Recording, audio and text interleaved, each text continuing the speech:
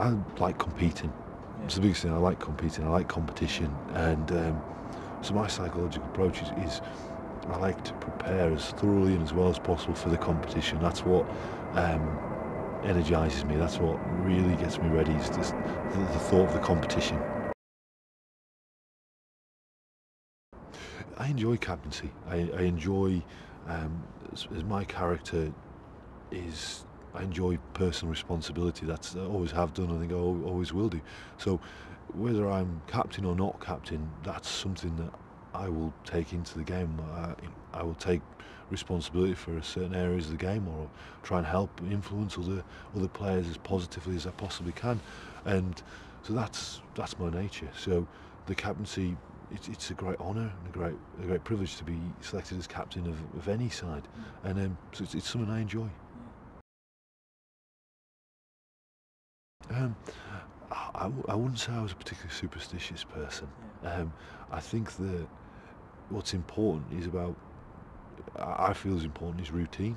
In that, it's that that's your preparation. That's what you're done. That's what you do, and you get through it. So going into the game you're fully prepared. But the caveat on that is that there's always a time where the bus driver gets lost on the way to the game, which has happened in France once or twice. Or there's congestion on the motorway, and you arrive at a game 10 minutes before kick-off and you've just got to stick your kit on and go. So what's important is you just trust in all the preparation you've done previously, and whatever obstacles come your way, they're not insurmountable.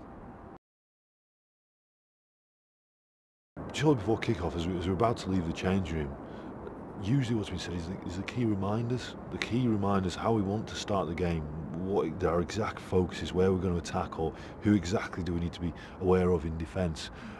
I think that in terms of motivation or to get going, first and foremost, that's an individual responsibility, because no player certainly gets to England level without having that motivation.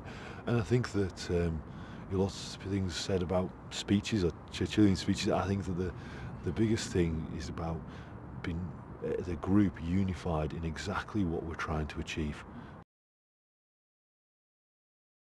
I think in wherever you do, whether it's a win or a loss or a draw, reflecting is really important, and looking back and saying, right, what went wrong, what could we do better, so you're constantly trying to improve. There's always some answer, there's always something you can look back on and say that's why, and that's what I need to do different, or that's what, if I continue to do that, it will come good, the rewards will come. So um, I think what's important is that things are going to go wrong, but to get to where you want to go, if you've set your goals high enough, it's necessary that something goes wrong at some point in time. That's the very nature of it. What's important is you stay focused on what you want to try and do, which I do.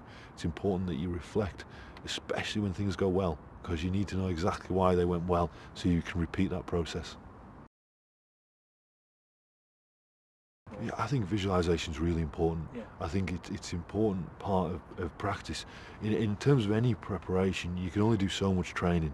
As you train, there's always that energy consumption, but you're going to be practicing things away from the training field. So it's important to look through notes or to think about roles, and by doing that, you're visualizing what you want to happen, what's going to happen. You can visualize when things don't go quite to plan, how you're going to react.